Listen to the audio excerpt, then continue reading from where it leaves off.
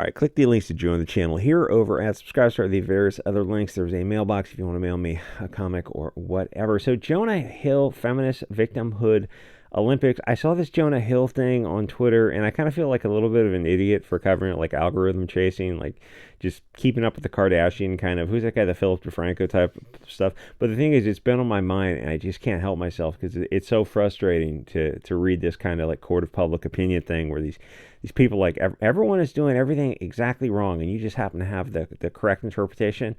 Well, yeah, that's why I make videos, because that's why everyone makes videos, because they feel they happen to have the correct interpretation. Because it's a case here of feminists saying that they want one thing and then they get it, or it's used against them, and then they're absolutely outraged by it. So what happened? The dude is a actor who focused on a bunch of comedies kind of a few years ago. I don't know if he still does them, and he really does. All the comedies are really stupid, but his delivery is good for the roles he plays. He's solid. He does what he's supposed to do in the movie. So a few years ago, he's dating some chick, and she's in grad school, and she's a part-time surfer of some sort, which they bring up later because they say, oh, she's a surfer and she's posting like surfing pictures. No, she's posting like TNA pictures. It has nothing. I don't know if there's a surfboard in the background. She's just in a bikini. So what happens next is Jonah Hill does everything the woke chicks tell all these woke guys to do. He does his California speak, and he's not stupid. He knows that there's no privacy. He's a celebrity, and he knows that nothing is private. So he's speaking. He knows anything.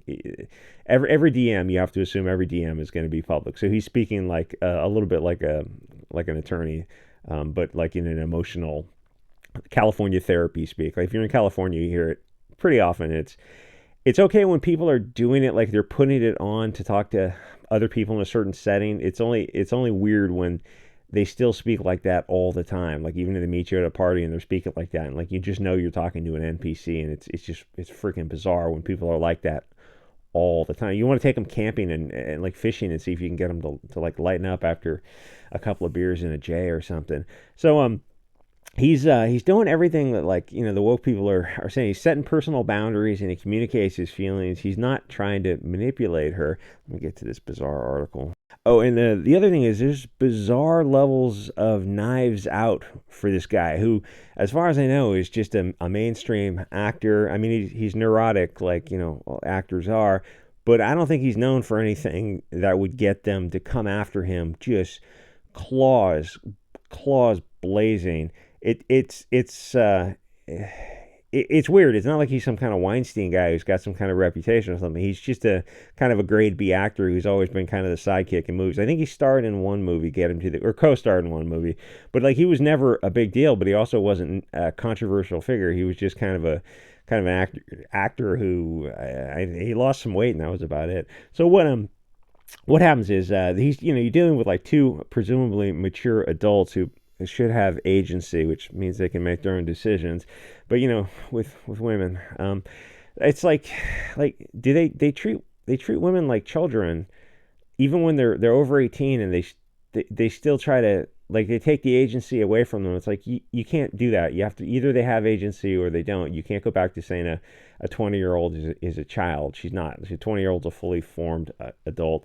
So he communicates with her that what he wants from the relationship and what he's comfortable for. And he's using this kind of bundle of sticks California newspeak, but it's how a lot of these type of Californians talk, because she has social media and she's posting these thirst trap OnlyFans type of pictures of her in a bikini, because she probably has a Patreon type of thing. If you're a hot young chick with a social media footprint, it's pretty common to get money for these kind of beaver shots from simps and cucks. And if you're paying women for those kind of pictures, that's what it is. Paying me is entirely different. Her defenders are framing it like she is a surf. Though if you want feet pictures, just let me know. She is a surf instructor posting surf pictures. That's like the Mary Sue narrative. No, she's just posting bikini shots, which is her right to do as an adult. If you want to post TNA pictures, it's sad that this society has come to that, where that's like a legitimate career for women when they're anywhere from 18 to 28 is to be. I mean, they can buy homes out of it and like make a ton of money out of it. It's like, yeah, I just can't help but think that that's not good for society. It's like, well, welcome to Weimar, step on the gas. So what happens next is nuts because he does exactly what he's supposed to do, except they don't expect a man to do it against a woman. He doesn't try to change her. He just explains his boundaries. And this is standard operating procedure for relationships with anyone, all kinds of relationships. It's even like a 12-step try to like an Al-Anon Coda type of thing about you don't try to change people. You just set your limits, and that's it. And it's like it's up to the other person. Either it works or it doesn't. But you don't ever try to change anyone but yourself. So what exactly are his options here? He can just not communicate with her and just let me zoom in on this a little bit, and just break up with her and move on and block her, which would have been a little bit harsher in the short term, but it would have been the smarter move. But most people are not harsh like that. Like he probably liked her and he probably wanted kids with her, but he wanted to see how committed she was to her whorish ways, which is why he probably should have just dumped her and found a girl who didn't post those kind of thirst trap only fans type of pictures. A girl like that is just not the best choice for guys who want kids. You want a mom for your children, not a girl who needs this constant social media attention. And Jonah Hill didn't handle this perfectly well. He tried to give her a chance. He wanted kids. She wanted to be the center of attention and have a career, and that's a hard no, because if he's obviously can afford to be a one income family, he doesn't need a woman who's spending all her time outside working. She wanted to be a lawyer or something. It's like, no, that's you don't want to marry a woman who has a career like that. That's insane. You want a wife and a mother. What's the point of having kids to have a babysitter raise them, especially when you're in a financial position where she never has to work again? It's like it doesn't make any sense. Or if she wants to do something creative, she can do it from home, including stuff part-time when the kid's a little bit older, for sure. Some people need that intellectual pursuits. That's fine, but it's like the first 5 years is pretty much hardcore raising like 2 or 3 kids. Anyway, so he tells her his boundaries, and that is what you're supposed to do. He's saying, hey, live your life, be happy, but this is what I need in a relationship. He's communicating his line in the sand with her, and she has the option to go, her own way and meet a guy who's okay with being with a, filthy OnlyFans whore. And these dudes are out there. There's no shortage of cucks and simps out there. But Jonah wanted kids, but the feminist chicks on Twitter are losing their minds over the idea that a man can also set boundaries.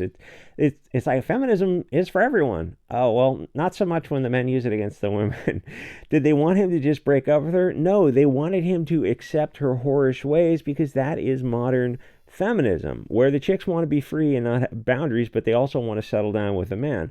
But what if the guy also has limits? Is he allowed to set his own boundaries? Did they want to force the guy to stay with a girl whose behavior violates his moral code, or are they saying his moral code is invalid? Because I can guarantee if you turn the sexes around, they'd be fine with it, because they're not operating from a place of logic. It's all female emotion, and it's sort of peak feminism, because it's chicks who want to control their lives but also want to control yours. And I thank God I have never known any feminists. For some reason, I always picture wild 70s Bush. Anyway, the issue is bigger than just two public figures, because it's an issue of women not meeting guys and having kids, because they have these bizarre expectations that Cosmo and Vogue, BuzzFeed put in their heads about the world has to revolve around them. And they've been told that their dream guy has to check all these boxes. I mean, just impossible checklists that these globalist magazines told them. They gave them these impossible checklists so they would never meet that guy, and they would just be cat ladies. And basically, they're looking for unicorns. It's like it's like 90% of the women are looking for this 2% of guys out there. And you realize, like, you look at these women, you go, your expectations are way, way too high. And that's not coming from like an anti-woman place or a place of hate. It's just coming from men look at women, they evaluate them according to the bell curve. Women look at men and they evaluate them according to the outliers on the bell curve. And you look at the women and you go, just your expectations, if you follow these expectations, you're not going to get married and have kids. And that's the brutal reality. It's like there should be no ego involved here, no manosphere, no feminism. It's just, do you want to have kids and get married? If that's a priority, then you're going to have to change the way you look at the world. And they've been brainwashed to not look at the world. Anyway, so they're looking for unicorns who will let them have their own way with no expectations of their own, which, like, the guy doesn't exist. It's just this new weird leftism where they're told that anything goes and judgment and discrimination is bad. It's not. That is what setting boundaries is all about, being discriminating in your choices, because they don't want people to have agency or morals or standards. The idea of structure, order, and tradition triggers them because it's, it's conservatism. I guess it is conservatism, and these are mostly just globalist, useful idiots been brainwashed by these magazines or by their college professors or by all this kind of feminist nonsense, and it is feminist nonsense. And the sooner you reckon, and that doesn't mean you have to be like a slave and submit something like this bizarre straw man version of reality. It's like there's a happy middle ground. So if your husband says he wants to stay married but date other women or something and then bring them home for threesomes, in the woke world they don't really have a response for this that isn't problematic. They're pressured to be open. Let me get in this. She released all these tweets, which made her look like a sociopath. But she deleted them. But she released them anyway, and all the women are congratulating her for these for arbitrating this in the court of public opinion. Anyway, so in the woke world, if you tell your wife you want to do all this kind of bizarro sex stuff, she doesn't really have a response for this that isn't problematic. They're pressured to be open, even to the point of absurdity, because to tell your husband or wife that they can't sleep with whom they choose is judging them and their life choices. Where if you're on the right, you say, this is against. I mean, you wouldn't even have to the discussion would never come up. It's like you'd have to say it's against your morals or your religion, or you can just call an idea R slur or woke BS bullshit cancer. But the left can't say those sort of things. The right's most powerful word is gay, because we're free to call things that, and it's, not on social media obviously, but the thing is, it's a great umbrella term, because it tells people that we're not going to play PC games and the idea is bad, but the left can't speak like that. They have to self-censor, and they have to speak in those California kind of therapy BS terms, which somebody told them to speak like that. It's like, you don't have to do what you're told to do. But then they have an emotional response to something. Like, they're not cool with an open relationship. They have to check to see if it's politically correct to have an opinion like that. Or ordinary people just tell their partner to get lost if they suggest something stupid like that. Because if someone, you can't even imagine somebody saying like something like that, because that, if they said that, you'd be like, oh well, I guess it's been nice while it lasted, but the relationship is instantly over. But usually there's some kind of warning signs for that. The reason I'm making this video now is because I see too many young people who have no idea how to get in and stay in relationships, because they've been brainwashed by globalist propaganda that's designed to keep them single, to lower their birth rates. And I can't go into the tinfoil hat stuff here on Google Tube. It's safe for Subscribestar, but there is a lot going on under the surface with this stuff. The other thing is that all these parasite articles don't seem to find a way to justify intruding into somebody's personal life here, because ultimately you got people who dated for just a year, they broke up, it shouldn't be a big deal and it shouldn't be anyone's business, but he went on to get another girl and they had kids and they started a family. But she released the text messages after their first kid was born that she had kept all that time, which is sociopathic behavior. Who keeps text messages, like to archive them somewhere, to bookmark them somewhere, to keep track of text messages, or screen cap them and like put them in a folder and make sure you have them years later? That's friggin' bizarre. Like, when a relationship is over for 99% of people, it's over. Like, you just don't, it's like you get over it pretty quickly. This isn't like the movies. It's like you're moving on to find the person you connect with. It's a Hollywood version of, like, people moping around. It's just not, it's when it's over, it's over. The thing is, most relationships, I think, part on pretty well terms. Like, you just know it, you want different things. Like, if you meet for a while and the guy wants 3 kids and she wants to put it off, it's like, well, you want them now. It's like, yeah, you gotta move on and find a girl who wants the kids. And it's like, there's no shortage of chicks who want kids out there. So it's like, yeah, everyone should go get what they want. But when the feminists hear this, they lose their mind, because they think, oh, well, the guy shouldn't get what he wants kids, and she wants to put it off or something to go do this career thing. It's like, they want different things. You can't force him to accept her viewpoint. The only thing you can do is, like, well, you separate and you go on, you find somebody else who wants that kind of stuff. The thing is, so she kept those messages, and the media is taking her side with them. But even talking about the issue shows you what vermin the media is. The modern media, HuffPost, BuzzFeed, Mary Sue, it's not the media, it's just gossip columns, but it's the modern day media, which unfortunately everyone gets paid off of clickbait. So it's like about 25 years ago, the media started to die because they had to go to digital, and digital is, it definitely had its effect on the media. But the articles don't start with the issue of her releasing private communications between 2 people, because that is abhorrent behavior, and there's no justification for it. He didn't do anything. He didn't do anything criminal. He didn't defame her publicly, where you'd need to release, confidential, privileged communications to defend yourself. Which, some cases legally that's allowed. But this is just a moral, ethical question. But obviously, the parasites in the media have no morals or ethics. So it's like she's releasing these private communications, and even in the communications themselves, he's saying how triggering it is and like how intrusive it is to release this stuff, and the media is gladly republishing this kind of stuff. The thing is, there's no justification for it. It's scummy behavior. They dated for a year. They moved on to other people. This should never be released to the public. It shouldn't be a story because nobody did. It's not. Did anyone get hurt in the relationship? I mean, did anyone lose their head type of thing, like an OJ thing? It's no. It's just a nothing relationship between a grade B actor and a girl who's got some social media footprint because she's kind of, pretty girl as a surfer. It's like pretty girl surfer in your 20s. It's like you're going to have some social media footprint for sure. But it's like this just isn't the story.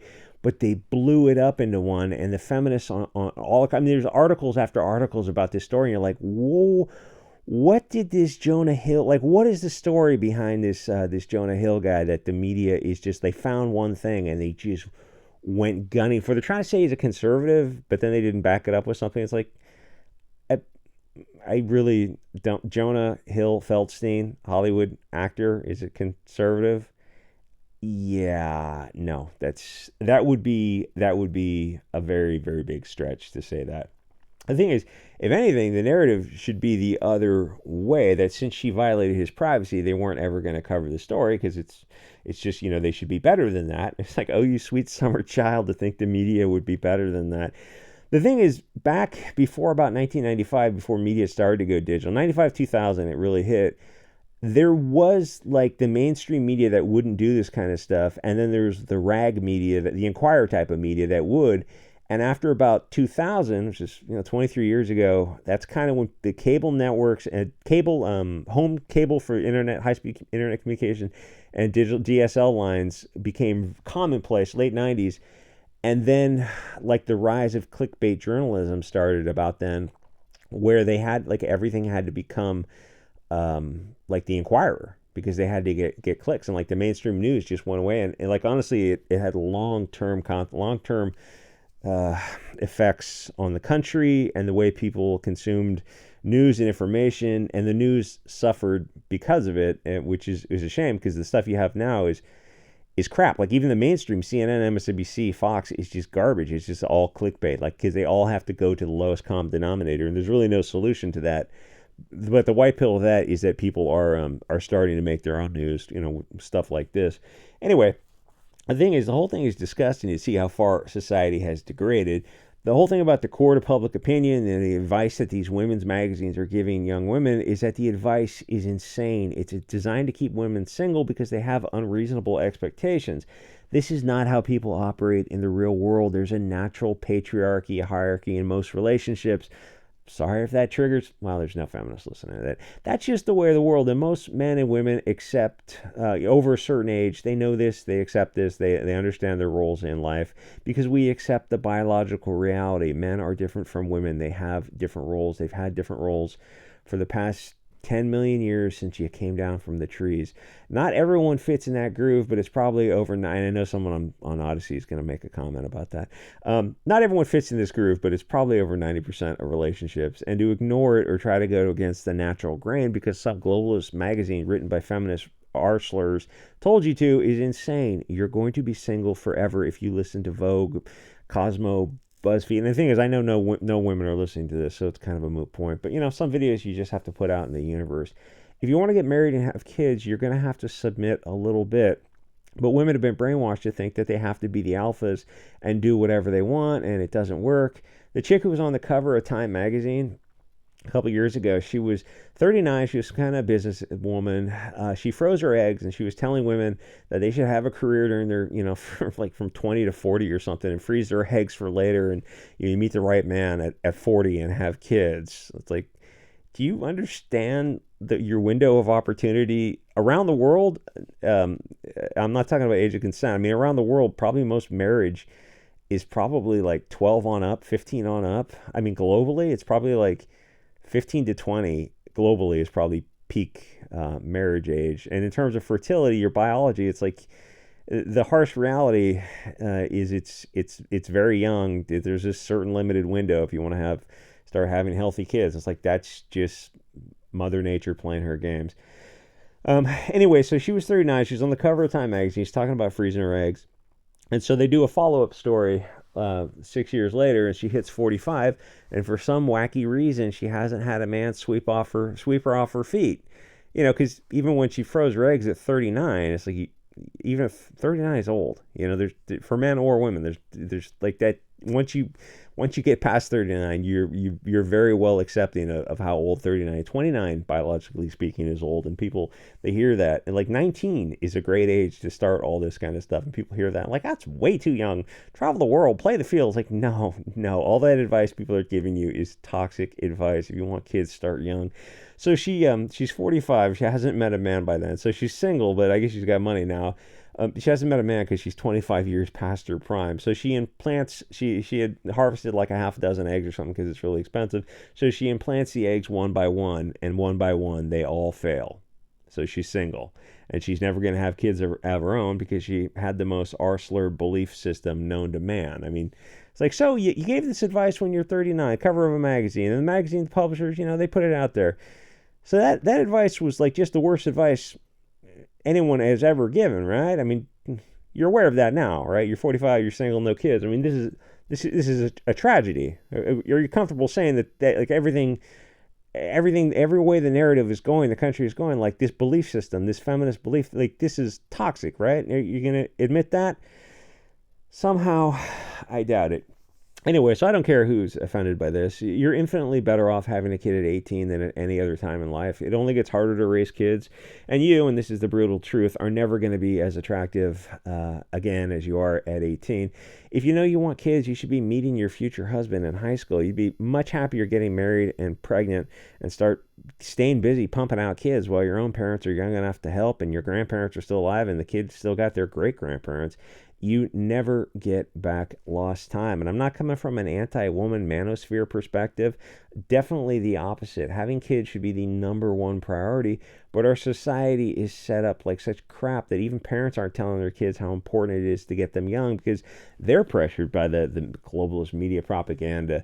People are way too casual about this. They just let their kids, they'll figure it out in time.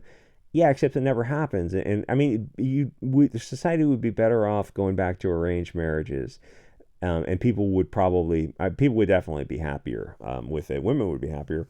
And women kind of just put it off, looking for the grass is always greener, and they end up 40 without kids, and it's like most of them want kids. There's every once in a while there's somebody slips through the crack, they're happy doing what they're doing, yeah, for sure. But most of them, that's just not the case. There's a few articles in the women's magazines, at least they have the balls to publish them. Credit to them for that, where they're talking about like some woman dumped her boyfriend at like 28 to go travel the world or something, and then she hit 38, and by this time the boyfriend's already married and he's got like 3 kids of his own, and she realizes like, yeah, she's 38, she's not gonna meet anyone, she's gonna stay single, and like that's just what happened. You look at the picture of 38, it's like, yeah, 38 is old. 38 is I think they're like grandmothers by 30. Yeah, definitely you'd be grandmother by 38.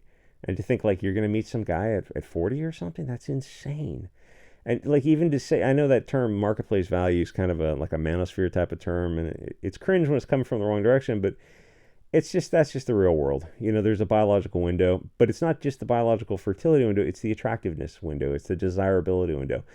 And like you're better off knowing the facts and telling your kids and getting your kids to start off early, because it's like if they don't know, it's like that's what the parents are supposed to do. It's like, yeah, but the society's not really structured to enforce that. And the thing is, there's nothing being done about this because this is exactly what the puppet masters want, because they don't want you to have kids, or at least people who look like you to have kids. It'd be so easy to turn this around, but it would require some kind of base separation movement, some kind of Christian nationalism or pagan, Euro-paganism, a Satire, or something admittedly a little cult-like to bring men and women back into proper gender roles and to point out the media is the enemy, the government is the enemy. These people do not have your best interests at heart. Chuck Schumer